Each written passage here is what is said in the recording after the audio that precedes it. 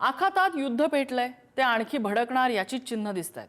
या आखाती देशांमधून तेल, नैसर्गिक वायू वहन करण्याचा एक हुकमी मार्ग म्हणजे होर्मुझची सामुद्रधुनी। या सामुद्रधुनीवर इराणचं नियंत्रण असतं आणि पर्यायाने हा भागही युद्धात होरपळून निघतोय। होर्मुझ सामुद्रधुनी ठप्प आहे।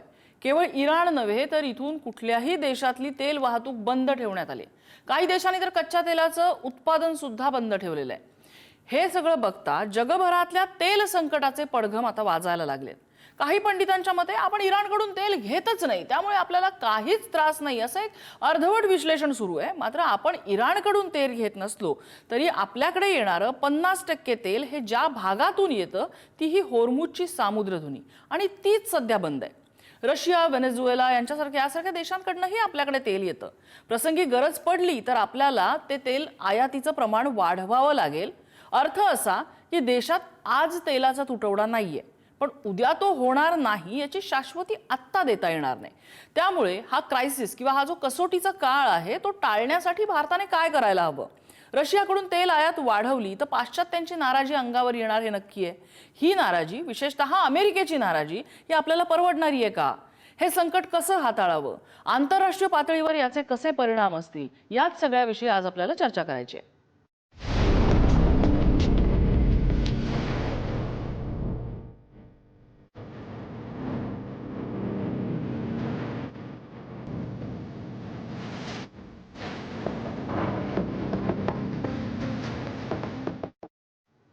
आणि याच संदर्भातल्या चर्चेत आपल्यासोबत सहभागी होत आहेत श्रेयस देशमुख, संशोधक आहेत दिल्ली पॉलिसी ग्रुपमधले।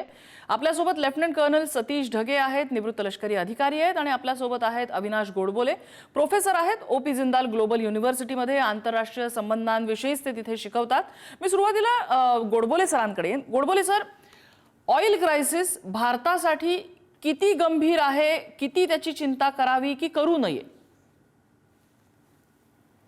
आपल्याला करायची गरज आहे। आपल्याकडे आता जसं आपल्या एनर्जी मिनिस्टरने सांगितलं तसं आपल्याकडे 25 दिवसाचा स्टॉक आहे, ज्याला आपण स्ट्रॅटेजिक पेट्रोलियम रिझर्व्ह म्हणतो, एसपीआर। तो आपल्याकडे 25 दिवसाचा एसपीआर आहे आणि तो एसपीआर 25 दिवसाचा आपल्याकडे गेली 10 ते 15 वर्ष तेवढीच कॅपॅसिटी आहे। म्हणजे गेली अनेक वर्ष ती कॅपॅसिटी वाढवायची, ती जवळपास 60 दिवसापर्यंत न्यायची, याची चर्चा, याचे कॉन्ट्रॅक्ट्स वगैरे चालू आहेत। पण त्याच्यात काही पुढे प्रगती झालेली नाहीये। म्हणजे अजूनही जो डेटा मी बघतोय त्याच्यानुसार फक्त हे 25 ते 26 दिवसाचीच कॅपॅसिटी आहे आणि अजून ती कॅपॅसिटी वाढली नाहीये। आपण आपल्या एनर्जी रिक्वायरमेंट पैकी म्हणजे ऑइल आणि गॅस पैकी 89% आयात करतो, त्यामुळे या आयातीशिवाय आपल्याकडे पर्याय नाहीये। त्याचप्रमाणे एनर्जी प्राइसेस बरोबर या एनर्जी सप्लाय बरोबर एनर्जीच्या किमती पण वाढतायत। म्हणजे आपण आता जरी दुसरीकडून कुठून घ्यायचा विचार केला तर आपल्याला स्पॉट प्राइसेस देऊन ती महाग एनर्जी पडणार यात शंकाच नाही। आणि तसे बऱ्याच प्रकारचे चॅलेंजेस आहेत। आणि तिसरं म्हणजे डॉलर आणि रुपयाचा जो फरक वाढतोय, आता आपण मला वाटतं 92.30 पार केलेला आहे, त्यांनी पण आपल्यावरती भरपूर तणाव येणार आहे इम्पोर्टच्या दृष्टीने। मी श्रेयस तुमच्याकडे येते। श्रेयस, तेल म्हणजे असं म्हणतात की सध्या या घडीला oil is the new gold आणि तेवढं तेलाचं आता महत्त्व झालेलं आहे, विशेषतः आखाती देश पेटल्यामुळे आणि तेल सगळं ठप्प तिथे झाल्यामुळे तेलाची किंमत वाढलेली आहे, तेलाचं महत्त्व वाढलेलं आहे, कारण आता त्याची टंचाई जाणवायला सुरुवात होणार आहे। अशा परिस्थितीमध्ये तेल आयात ही दोन देशांमधली राहत नाही, तर ती आंतरराष्ट्रीय संबंध त्याच्याभोवती फिरत असतात। भारताच्या दृष्टीने हे चक्र कसं फिरेल?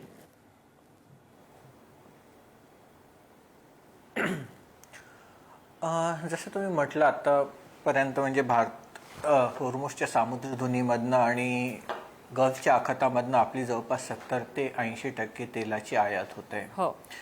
आणि इराण असो किंवा कुठलाही देश होतो, ज्यावेळेस दोन देशांमध्ये युद्ध चालू होतो त्यावेळेस ते त्यांचे नैसर्गिक संसाधने आणि भौगोलिक राजकीय परिस्थिती ह्यांचा पण उपयोग शस्त्र म्हणून करू शकतो।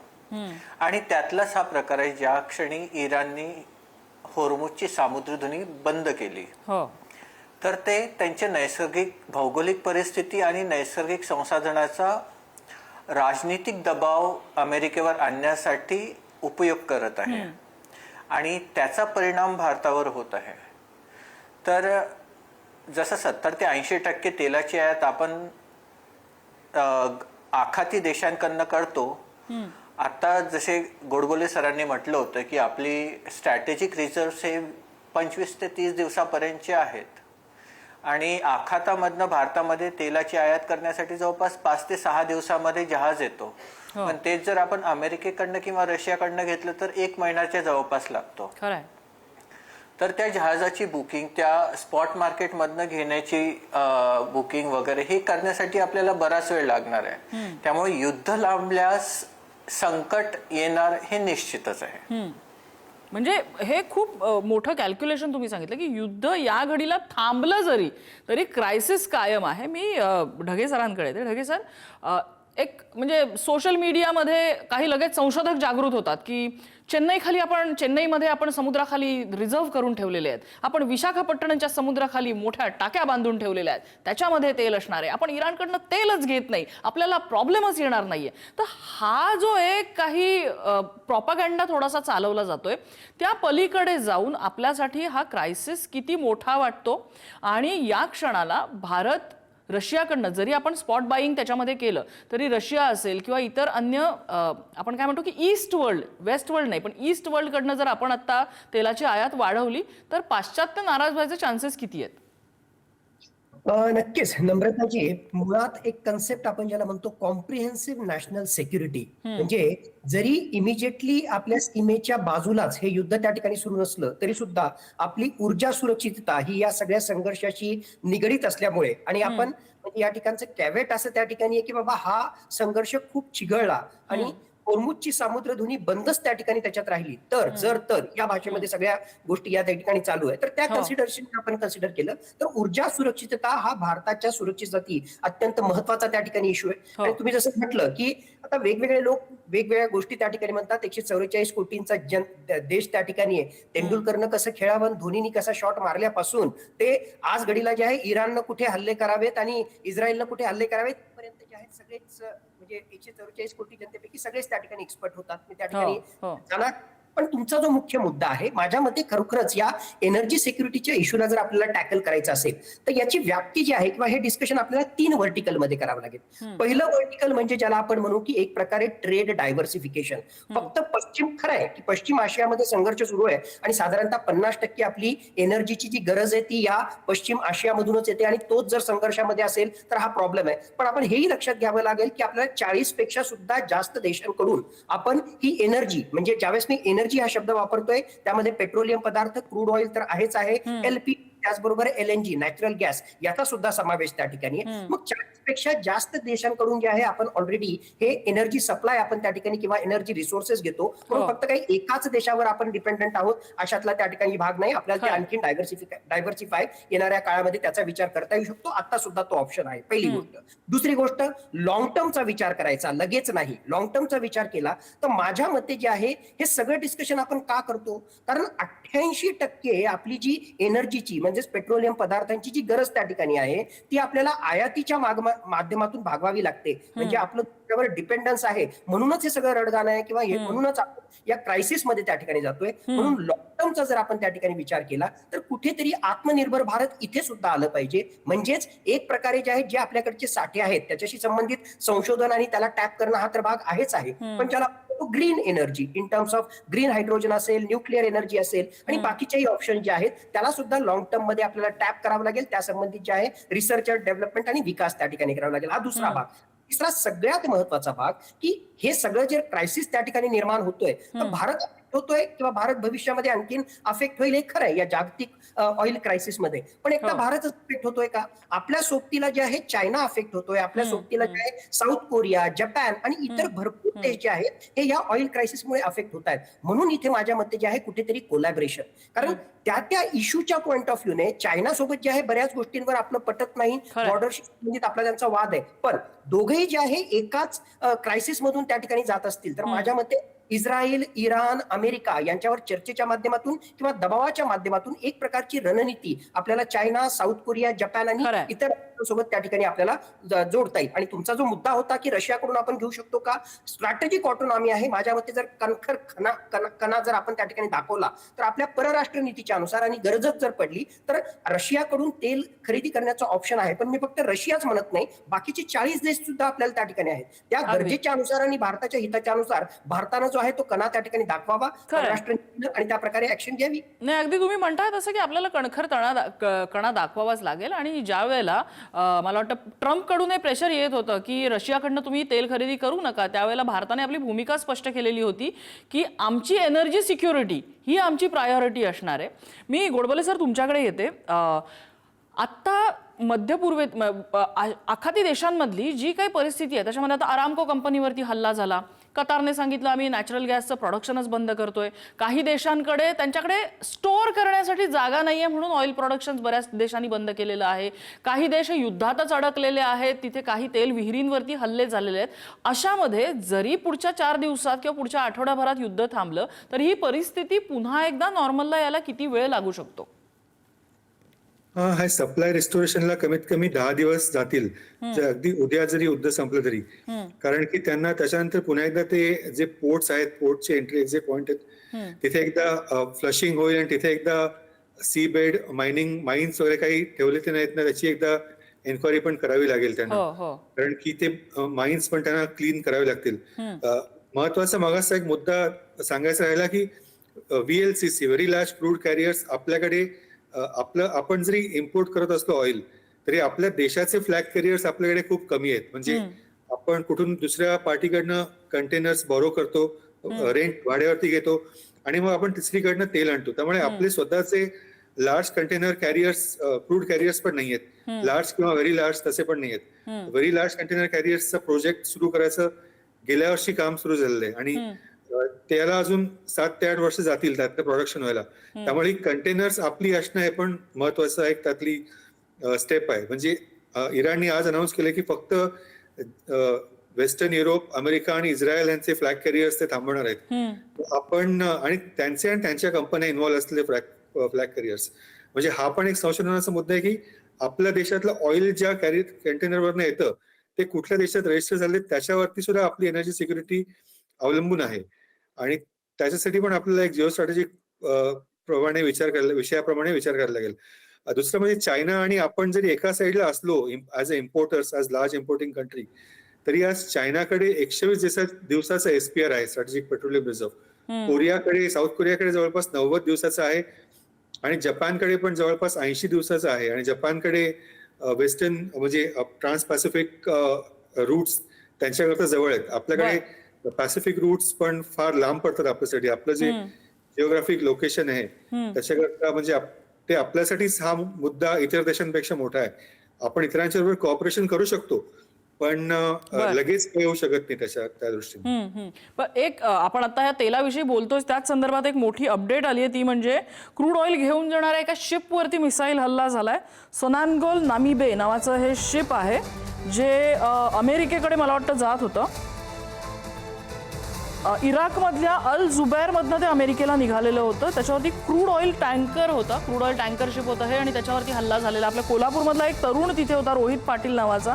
23 जणांचा स्टाफ होता. सुदैवाने हे सगळे सुरक्षित आहेत आणि शिपचं नुकसान झालंय. मात्र क्रूड ऑइल रिलीज करून आलेले असल्यामुळे म्हणजे रिकामा टँकर होता हा, त्याच्यामुळे मोठी दुर्घटना म्हणजे क्रूड ऑइल आपण जे समुद्रामध्ये गळती त्याची होऊन मोठं नुकसान होतं तसं काही सध्या झालेलं दिसत नाहीये.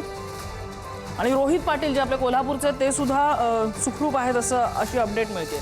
श्रेयस, शिपवरती आता हल्ले व्हायला लागलेले आहेत. दुसरी गोष्ट आत्ताच आपल्याला गोडबोले सरांनी सांगितलं की जरी पुढच्या काही दिवसात युद्ध थांबलं तरी सप्लाय चेन ही पुन्हा नॉर्मलला यायला 10 दिवस लागतील. त्याच्या पुढे 5-6 दिवस भारतात यायला. त्यामुळे भारतासमोर क्रायसिस आहे हा अटळच आहे, हे सगळं कॅल्क्युलेशन आपण जर केलं तर. बरोबर आहे. ॲक्च्युली आत्ता तुम्ही जी माहिती दिली त्यानुसार आय थिंक हा दुसरा हमला आहे ऑइल टँकरवर झालेला हॉर्मुझच्या सामुद्रधुनीमध्ये युद्ध सुरू झाल्यापासून. आणि भारताचे जवळपास 22 ते 35 टँकर जहाज ह्या सामुद्रधुनीच्या आजूबाजूच्या एरियामध्ये अडकून पडलेले आहेत सध्या. आणि त्यामुळे ही जहाजं रिलीज होण्यासाठी इन्शुरन्स कंपन्यांनी त्यांना इन्शुरन्स देण्यासाठी ही खूप मोठी प्रोसेस आहे आणि इन्शुरन्स कंपन्यांचा पण ह्याच्यामध्ये खूप मोठा वाटा असतो. त्यामुळे कतारनी पण आता फोर्स दी मेजर लागू केलेलं आहे. त्यांनी त्यांचं LPG प्रोडक्शन पूर्णतः बंद केलेलं आहे. पण त्याच वेळेस भारताने ज्यावेळेस म्हटलं की पुढच्या 20 ते 25 दिवसासाठी आपण सुरक्षित आहोत, पण त्याच वेळेस आपण एक लॉंग टर्मच्या दृष्टीने हे युद्ध किती दिवस चालेल हे अजून आपण कोणीच सांगू शकत नाही. आणि युद्ध जरी थांबलं तरीही एडनच्या आखातामध्ये असो किंवा होर्मुझच्या आखातामध्ये असो छोटे मोठे हल्ले चालूच राहतील. ते वेगवेगळ्या दृष्टीने, जर उदाहरण द्यायचं झालं तर सौदी अरेबिया त्यांच्या यानबू प्रोव्हिन्स मधनं पाईपने तेल पाठवण्याचा प्रयत्न करतोय आणि तिथनं टँकरमध्ये भरून मग भारतासारख्या देशांना निर्यात करण्याचा प्रयत्न करतोय. पण तिथनं पण तेल जर भारतामध्ये पाठवायचं म्हटलं तर त्यांना यमन क्रॉस करणं आलं आणि यमन मध्ये हुती रिबेल्सचे अटॅक्स पण एडनच्या आखातामध्ये चालू आहेत सध्या. त्यामुळे तो पूर्ण रिजन एरिया तो युद्धाच्या छायेखाली आहे. त्यामुळे भारताला जसं लेफ्टनंट जनरल सरांनी सांगितलं की आपल्याला दुसऱ्या देशांकडे बघणं खूप गरजेचं आहे. जसं नोव्हेंबरमध्ये आपण अमेरिकेसोबत LNG सप्लायसाठी एक मोठी ट्रीटी साईन केली, ज्याच्या थ्रू आपल्याला दरवर्षी आपली 10% जी रिक्वायरमेंट आहे ती भेटत जाईल. तशी ट्रीटी आपण दुसऱ्या देशांसोबतही आपण साईन करण्याचा प्रयत्न करतोय सध्या. त्याच वेळेस रशियाचे काही टँकर जहाज आहेत, ऑइल जहाज, जे हिंद महासागराच्या जवळपास आहेत.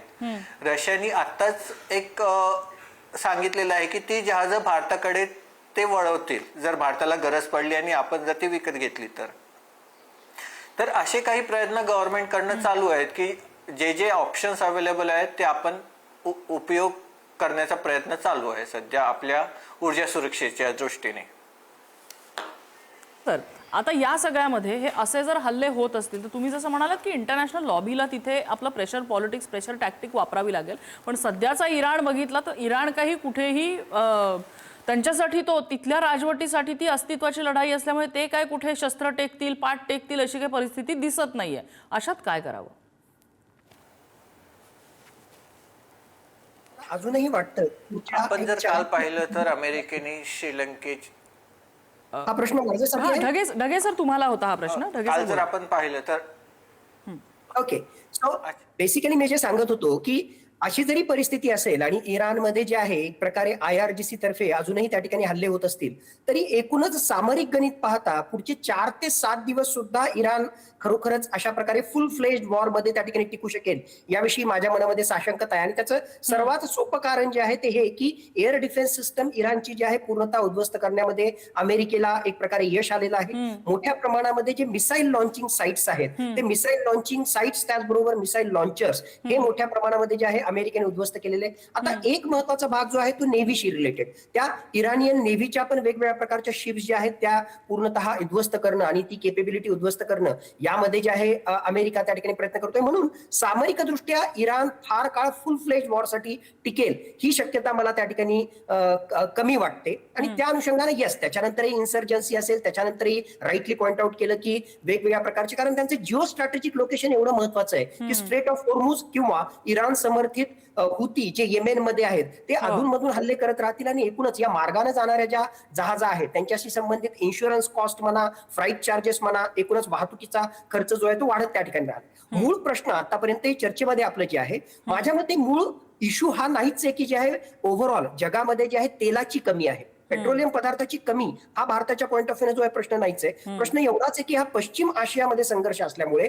आता दुरून ते तेल आपल्याला आणावं लागणार आहे. म्हणजे आपल्या समोरची जे स्ट्रेट ऑफ हॉर्मुझ जर ब्लॉक त्या ठिकाणी होत असेल तर मांडो वेस्ट आफ्रिका कडून आपल्याला घ्यायचं असेल किंवा साऊथ अमेरिकन काही कंट्रीज कडून घ्यायचं असेल किंवा for that matter even American धार्जिन्या अशा व्हेनेझुएला मधून आपल्याला त्या ठिकाणी तेल घ्यायचं असेल किंवा जर आपण नॅचरल गॅसेसचा जर त्या ठिकाणी विचार केला, LNG असेल, LPG असेल, ऑस्ट्रेलिया, न्यूझीलंड हा सुद्धा ऑप्शन आपल्याकडे. मग यांच्याकडून जर हे सगळं आपल्याला त्या ठिकाणी घ्यायचं असेल तर पश्चिम आशियामधून भारतामध्ये येण्यासाठी या मालवाहू जहाजांना लागणारा वेळ, त्यासाठी लागणारा खर्च, त्याच्यासाठी असणारा insurance premium versus cape of good होपला पूर्ण वळसा घालून या जहाजा जर आफ्रिकेमधून, वेस्ट आफ्रिकामधून, साऊथ अमेरिकामधून, नॉर्थ अमेरिकामधून, कॅनडामधून जर आपल्याकडे त्या ठिकाणी येणार असतील तर त्यासाठी लागणारा वेळ, त्यासाठी लागणारा खर्च, हे गणित जे आहे सगळं त्या ठिकाणी बिघडून जातं. म्हणून आपल्याला जे आहे या सगळ्या अनुषंगाने चर्चा आहे. एकूण जे आहे तेलाच्या उपलब्धतेविषयी प्रश्न नाहीच आहे. आणि भारताची जशी सुरुवातीच्या चर्चेमध्ये आपण त्या ठिकाणी आणलं की दुर्दैव असं त्या ठिकाणी की 88% आमची गरज जी आहे आम्हाला आयातीतून त्या ठिकाणी भागवावी लागते. आणि आंतरराष्ट्रीय स्तरावर जर क्रूड ऑइलच्या किमती $1 जरी त्या ठिकाणी वाढला तर एक अंदाज असा आहे की $1.5 ते $2 बिलियन इम्पोर्ट बिल भारताला या आयातीसाठी जो खर्च करावा लागतो, $1.5 ते $2 बिलियन जे आहे ते एक्स्ट्रा आपल्याला खर्च करावे लागतात. अगदी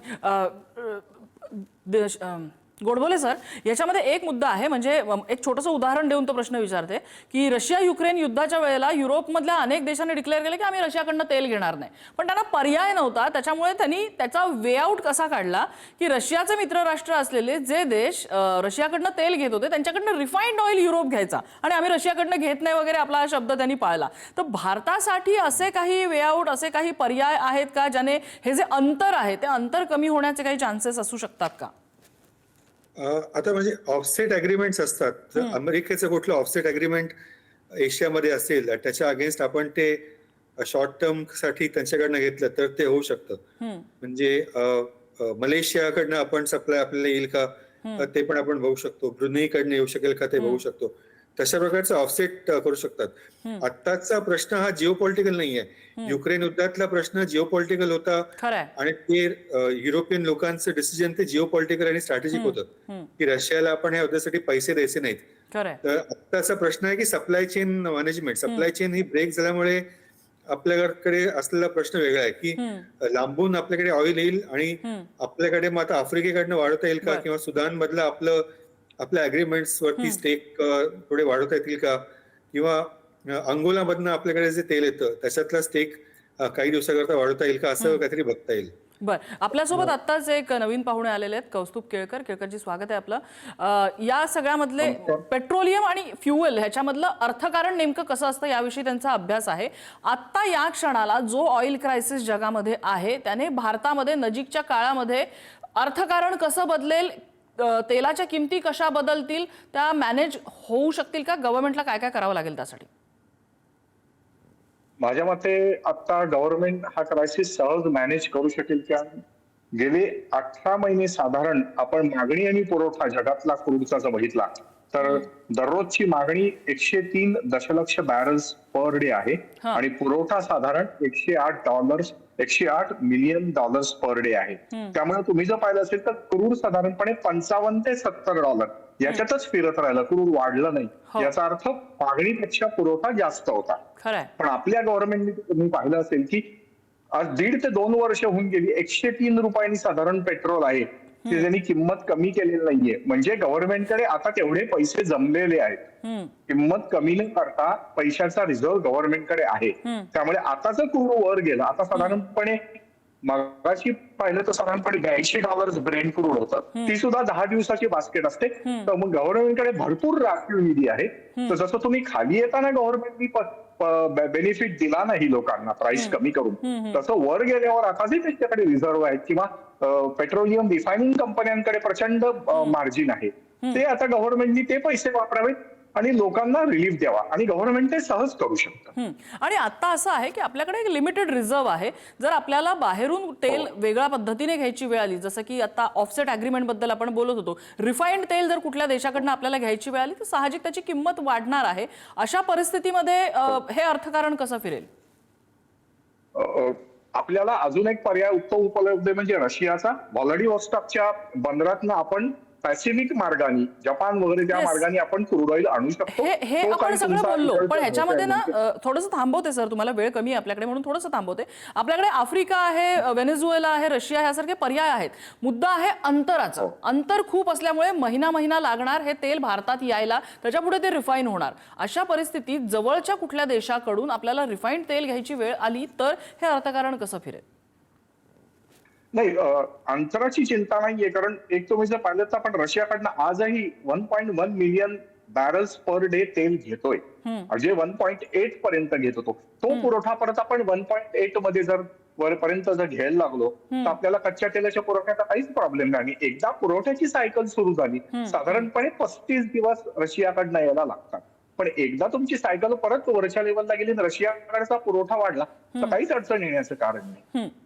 अगदीच. आपली वेळ खरं तर लिमिटेड आणि केळकर सर अगदी शेवटच्या कॉमेंटसाठी आलेले होते. आभार आपल्या सगळ्यांचे. जसं मी अगदी सुरुवातीलाच सांगितलं की oil is the new gold. तो जो काळा द्रव आहे त्याला आता सोन्यापेक्षा जास्त मूल्य कदाचित मिळत असेल, कारण टंचाई जिथे असते तिथे त्याचं महत्त्व वाढत असतं. त्या तेलाचं महत्त्व या युद्धामुळे वाढलेलं आहे. अर्थात युद्ध जितके दिवस लांबेल तितके दिवस परिस्थिती बिकट होणार आहे. त्यामुळे अर्थात जागतिक समुदाय तिथे त्यांचं प्रेशर टॅक्टिक्स आणि इतर पद्धती वापरून ते सगळं नियंत्रणात आणण्याचा प्रयत्न करेल. पण या घडीला आपण हा संघर्ष कसा सोडवू शकतो याबाबत सगळ्या मान्यवरांनी विश्लेषण केलं. सगळ्यांचे आभार. आजचा धुळा इथेच थांबतोय.